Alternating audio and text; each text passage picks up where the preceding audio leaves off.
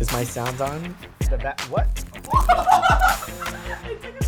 You literally just suddenly chucked your phone at us.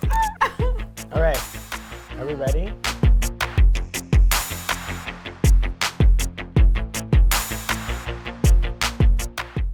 I actually think that you came in as the most original backstory. Like no one has been on the show who was like a hit on like a reality television show. Yeah. And no, was for all like pill popping. On the show? Yeah. Gatsby Garcia. I don't know if that's the name. I think that's the name. You don't. It's. I don't even know. I'm looking to you for confirmation. You think I remember? I mean, It was 6 years ago. Okay. So Gatsby Garcia from West Drive, the hit reality show West Drive, comes to Degrassi. Why? Okay. How did you come to Degrassi? How was Zoe at Degrassi all of a sudden? Like, did her mom force her to like a real school? What we came up with, I think, was she got kicked off the show for pill popping. Oh. And her mom forced her into a real school as kind of like a punishment. And We've then all she just been got there. stuck there. Yeah. That's how I got kicked off Degrassi. No, Was I'm that kidding. Totally kidding. I didn't pop pills. No. I just got old. It's kind of meta when you think about it, right? It's just like you came, like your character comes on from a teen show into a real high school. Like it's like kind of, do you know what I mean? It's like your life in a way. Yeah. Yeah. Did you go to real high school? No. You went to... So I was homeschooled. I went to a Togo School of the Arts for a month. And then I just got too busy, so we decided that homeschooling was the best option.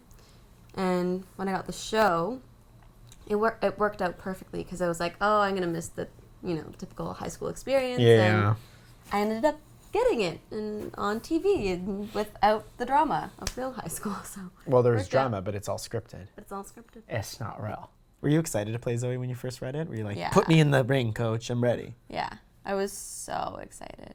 Especially when your opening line is like, bonjour, bitches. That was your first line? Yeah. What a gift.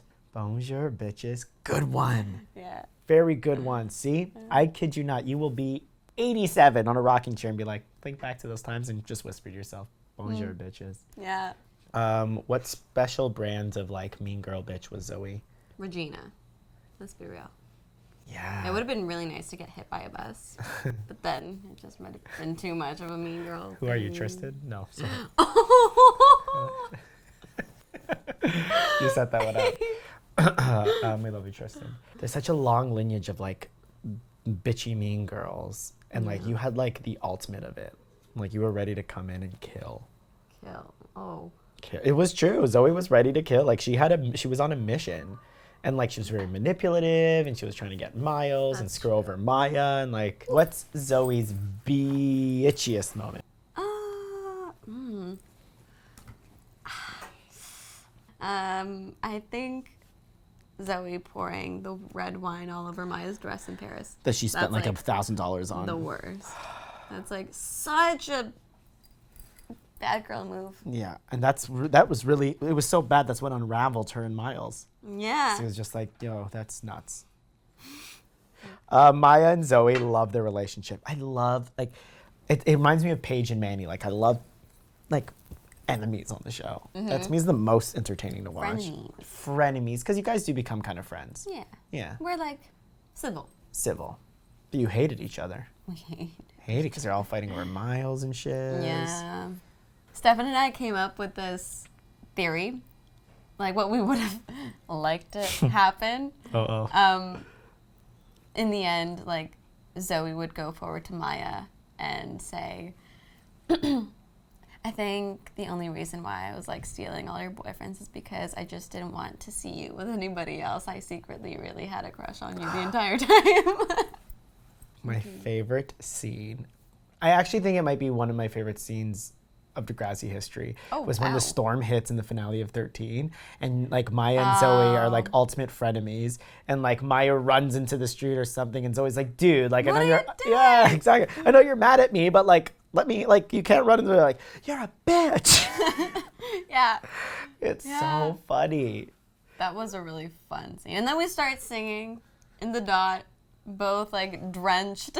Isn't one of you guys the drunk? Golden Girls. I think Maya's I think drunk. Maya's drunk. We start singing the Golden Girls. Thank you for being a friend. I love that. I forgot that. Travel down the road and back again. Can you describe Zoe? Now knowing all that you know. Zoe was just really misunderstood, I think, and at the core of it all just really wanted to be loved and did anything in her power to get that feeling of love. Like, it was almost like a high that she wanted to experience all the time. Yeah, she had to have like the attention from guys. Yeah, that meant so much to her. So Even much. though like the actual connection between the two people didn't mean anything to her. It was just the fact that she was attracting a guy. It was almost like a trophy. Yeah. For her. And I feel like the guys, as a result, kind of treated her as a trophy because it's like, I think Miles treated her as a trophy. Yeah. I think Drew treated her as a trophy. Yeah. I think the first big test of Zoe was this assault. I think that's where, because I think for a large part, like, Zoe played with sexuality and sex and, like, kind of...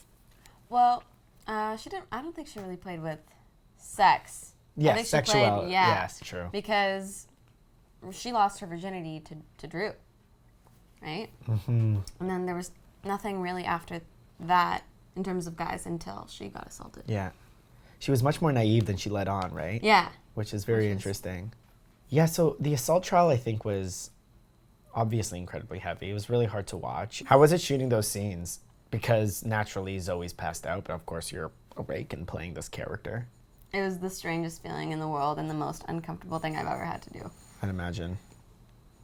Yeah, it was just not fun, especially when we were shooting one of the last episodes, the court case. Yeah.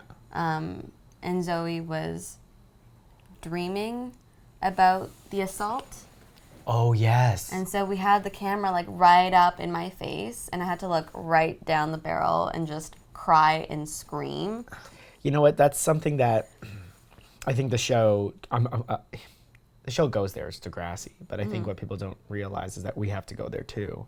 Right. And like, as kids. Yeah. And that can really mess with your mind. I remember going home and just like bawling every night. Yeah. I was like, Mommy, this is so depressing. How did your mom handle this? She was like, oh my God, what's this? She's like, it's okay. It's just a story. Yeah. It's just a story. It's like, it's just a bad dream, you know? Yeah, yeah. I want to talk about Zoe's coming out journey because I love it. Yeah. I love it because she, in a way, came out the way my generation came out, which was like, this is hard. I just want to live a normal life. Yeah. I don't want to be like this. And then finding your voice and strength and realizing, you know, you're more powerful by just accepting it. Mm-hmm. You know, you're just going to live a happier life. Yeah, exactly. And that's something that took her a while to figure out. Yeah. And when they originally came forward and were like, this is what's happening with Zoe, I was like, then I went back and thought about all of her actions in previous seasons. I was like, oh, that can make sense. Actually really does make sense. Just the way that she treated guys, as I was saying before, like as trophies and they were kind of dispensable. Mm-hmm. Just no emotional connection. Yeah. Why doesn't Zoe want to come out as lesbian? Like, what is her fear? Multiple things, I think. The fear of her mom and that acceptance, social acceptance, just because she's always been, you know, the one who's very fashion forward and she's Miss Popular, Queen Bee, that. And again, that whole thing of wanting to be loved. She feels like no one will love her if she's a lesbian. Yeah. Like she won't have that social gratification of like, oh, everyone, oh, Zoe, she's amazing, da da da da da. Yeah, it's complicated when you're like, Tristan tries to force Zoe out of the closet. Like, is that the right way to support a friend? Absolutely not. No. Let them do it at their own time. Let them have their own journey. You can be there to support them, encourage them, give them advice. Okay, but don't force them and make them feel like they're doing the wrong thing, saying the wrong thing, not doing it right, blah, blah, blah, blah. Just let them have their own journey. But I love that relationship between Zoe and Tristan because she's just like, dude, I can't do it like you. Yeah. I got my own demons. And he just expects her to be like him. Meanwhile, he has no idea like what she's going through. And they just had completely different journeys. And I don't feel like he ever was able to understand where she was coming from. Even in season 4, when she is out, he still makes fun of her for taking so long. Yeah. Like, no, don't be so insensitive. Yeah. Oh, and then Grace turns her down. After they hook up. Now, isn't that heartbreaking? Hit it and quit it. Not cool. She totally hit it and quit it. Is that a thing? Hit it and quit it? I would like to use that. I think so. I enjoy it. That's a thing, right? Okay. Hit it and quit it. Okay, so Rasha and Zoe. This is where. Did you imagine Zoe would end off like Endgame, OTP, all that stuff with Rasha? Like that one kind of came out of left field. Yeah. Yeah. Especially because Rasha just came to the school. Syrian refugee, you'd think that they have nothing in common, but they actually have a lot of common ground. They do, don't It's they? a very unlikely pairing, but it's so awesome and really, really sweet. I think it's my favorite relationship that Zoe's had. It's like super positive and real. Yeah. I like it. And the part that struck me the most is that they do, like you said, have a lot in common. Like, so Zoe's like born and raised in Canada and is still struggling with a homophobic family. Yeah. And then you have Rasha, who comes here as a result, as a Syrian refugee, is able to express her sexuality freely without persecution, but then is still worrying about the homophobic judgment of her like live-in family, like Goldie and them, you know? Yeah. And it just showed me that like no matter where you are in the world, there's still people struggling with the exact same thing. Yeah. Yeah. Dealing with all that baggage was I know. insane. And then there's the, like, then she burns the letter. Are you so damn curious what that letter says? Do you know what it says? I kind of, no. We've made up a story, though. We're like, okay. Dear Zoe, your father's address is da-da-da-da. That's what I was thinking. I thought it was going to be like, your dad is Jay-Z. Do you know what I mean? That makes a lot of sense. Yeah. My little conspiracy theory is that her mom gave her the name of her dad and was like, you can reach him at this number. Go live with him. Do you feel like it was, I mean, like now in high school you graduate. Do you feel like this is kind of like a graduation? Like you have the last scene, which is, when I read it, I was really happy it was you. I feel like Zoe came a long way, and also, you're my favorite character. And I was just happy that she got the last. Me so you're gonna too. feel like his high school's over? Yeah. Zoe's has like the most heart-wrenching speech. I know. I don't know. Like, it's gonna be. It's funny because parts of it were parts that she had like pre-planned for the actual graduation ceremony. But I feel like along the way, like she's saying things that she knows everybody knows, and she's like coming out and accepting, you know, mistakes that she's made and things that she's done. And it's like a really mature and just genuine, in the moment kind of speech. And I think it's going to be a little tough to play, but given the fact that it's the last day, I think that'll make it a lot easier because the emotional roller coaster will be so real. Yeah. Probably you might be surprised, it might be hard to get through.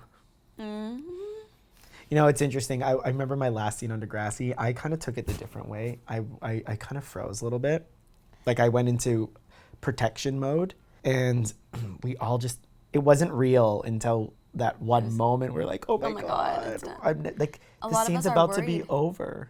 A lot of us are worried because we're all thinking that we're all going to cry and it's going to be super dramatic. And then some people are like, what if I don't cry? Does that mean like I'm incredibly insensitive and I didn't like No, everyone here? takes it it's different. Like, no, yeah, exactly. And I was thinking about this today. I was like, I'm going to miss Zoe. Like, she's a part of who I am. Like, I've picked up a lot of little things that Zoe does, even in terms of lines, and I've incorporated them into my daily life. Like, is there an example where you're like, start talking? Honey! Oh, no. That a lot. Honey, I need a I double think I've tall only extra said that hot once on latte. the show, but, like, I really picked up on it and, like, grabbed on for my dear life. All right. Oh, yes. We're playing a game. This game is FUN. So feel free to lull. Whoa. LOL. OTP. Okay. Okay, we're playing a game, and it's a version of Marry F Kill. Oh, okay. But on Degrassi, we don't F, nor do we kill. Sometimes we marry, but we're a bit young for that. So we've altered the game We've altered the game to be called Prom, Boiler, Slap. So boiler? who you would take to prom, Okay. who you'd get do some hanky-panky in the boiler room. This is the dance you might want to do. And no one knows I'm single, but now because of you, it's on camera. Call me. And teen movie slap. Ooh, that's fun. Like a good exactly. I got it. So here are your options. Option number 1. Miles Hollingsworth III. Zig Novak. Andrew Torres. Andrew. That's his real name. Andrew Torres. I feel like boiler room, Zig. Good job. Prom. I'm gonna say Drew. Drew, he's romantic. Yeah. He's a good kid. He's cute. And then slap Miles. Right across that face. Right across the face. Yeah, Miles can use a slapper too. Aw. Interesting. I agree with yours. I think Drew's a delight. I think Zig is with his cut off sleeve. Kind of hot. Yeah. What's that? Hanky panky. That's my little hanky-panky dance. Can you give me one? I really feel like going to prom with somebody, hooking up in the boiler room with somebody, and backhanding someone. Okay. It could be old people too. Like It can be anybody in the Degrassi universe. I want to do our people now, just to make it scandalous. Zig, Jonah, and Hunter. Hunter. Zig, Jonah, and Hunter.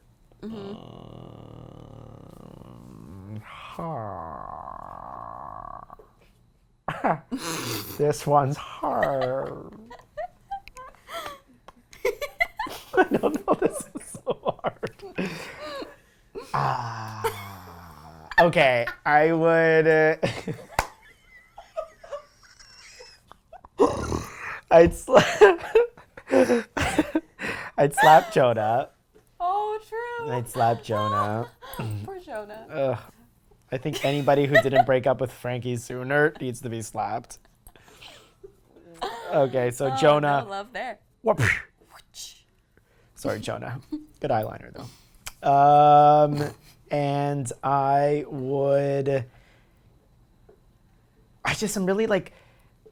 to go to the boiler room with Zig because, I know, Zig's got the moves. Mm-hmm. And I want to go to prom with Hunter, but he did bring a gun to the last party, so I'm a little concerned.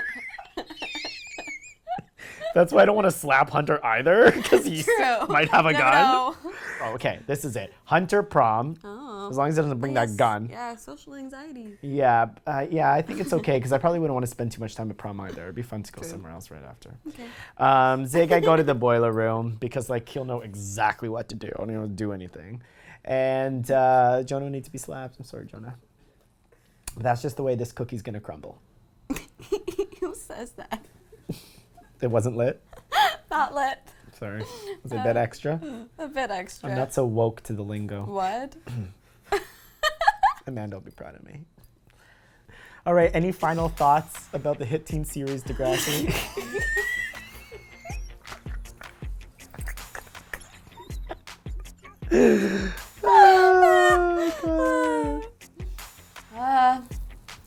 It's been a blast. Thank you for getting me through the most awkward years of my life. Those will follow you. You're going to always have the footage of Degrassi, and that will always remind you of your youth.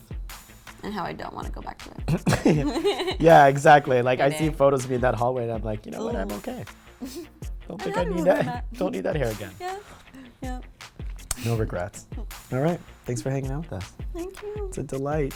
I can't believe you only have 3 days left. I know. I don't like that either. It's okay. We'll always be together. And I'm down.